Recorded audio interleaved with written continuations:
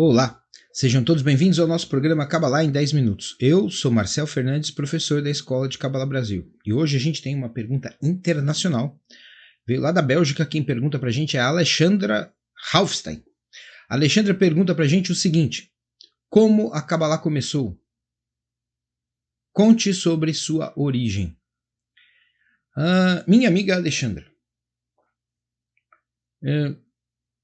é difícil precisar isso, com certeza, de uma maneira mais ou menos organizada e formal.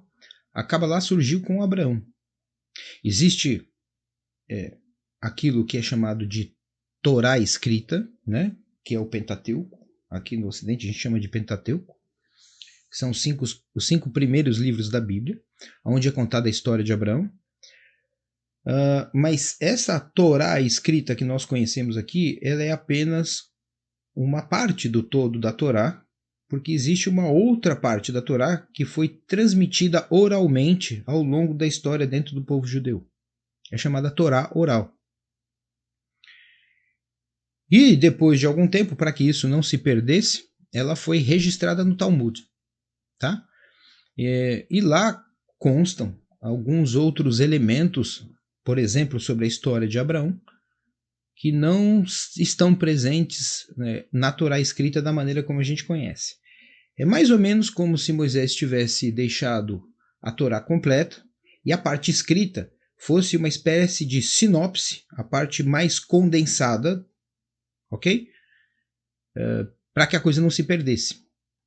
Então, nessa parte oral que está registrada no Talmud, conta, por exemplo, que Abraão encontrou esse sistema superior. Ele era um mesopotâmico, provavelmente um sumério, vivia ali na região da Babilônia, do que hoje é chamado o Irã. Num dado momento da sua vida, o seu pai era pagão, né? O pai dele, pai de Abraão, Terá, ele tinha um comércio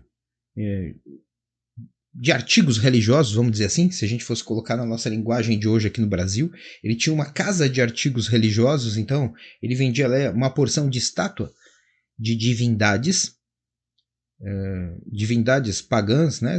Aquela porção de deuses antigos, né? Com nomes estranhos, né? Da cultura ali da região mesopotâmica.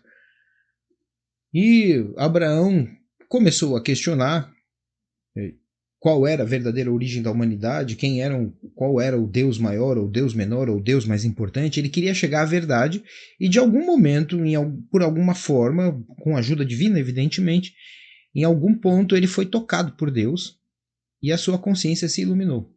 Ele recebeu a iluminação.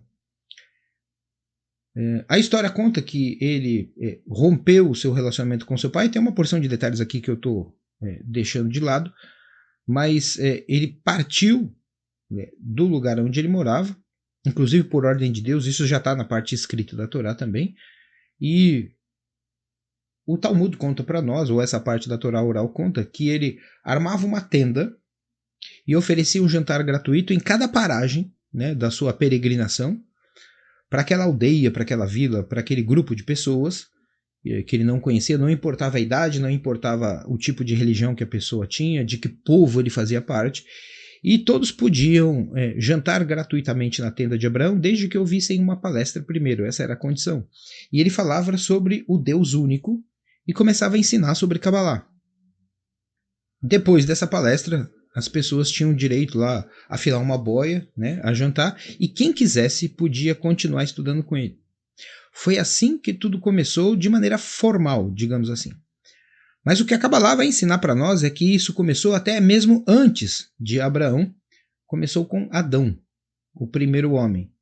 Ele recebeu isso diretamente do Criador, e isso foi sendo transmitido até Abraão, depois de Abraão até Moisés, e de Moisés até nós. Tá? Colocando isso aqui de uma maneira muito enxuta aqui por conta do nosso tempo.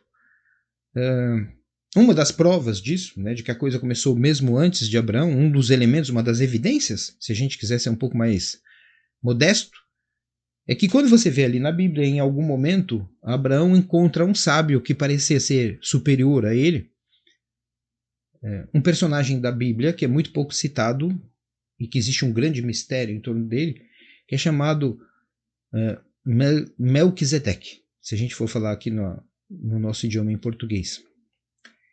E Abraão rendeu homenagens a Melquisedeque num determinado ponto ali da história, isso está registrado na Bíblia, está registrado no livro de Gênesis, e ele pagou o dízimo a Melquisedeque, o que indica que Melquisedeque era superior a Abraão em sabedoria. Por isso o dízimo de Abraão foi entregue a Melquisedeque. Então, esta é uma evidência de que a Kabbalah vem desde antes. Tá? A origem da coisa, se você for procurar academicamente, você não vai encontrar isso. Tá? Aí você vai encontrar somente aquilo que se pôde encontrar dentro de algum documento. Aí já vão falar que a coisa já é mais da Idade Média, sei lá, do século XIII, alguma coisa assim. Mas isso não importa para nós, né? Porque a gente não está em busca de um conhecimento acadêmico. Quem quiser buscar o conhecimento acadêmico deve procurar na academia, né? De tal sorte que vai ter ali todo tipo de material e trabalho científico aprovado pelo comitê dos doutores, etc. e tal. Mas o verdadeiro desenvolvimento espiritual ele vem somente através da tradição. Tá? E a tradição nos conta dessa maneira que eu estou contando para você aqui. Tá bom? Espero ter ajudado. Convido todos vocês a fazerem uma coisa que vocês não podem esquecer. Deixe a sua pergunta nos comentários do vídeo, desse vídeo aqui, para que a gente possa incluir a sua pergunta nesse programa.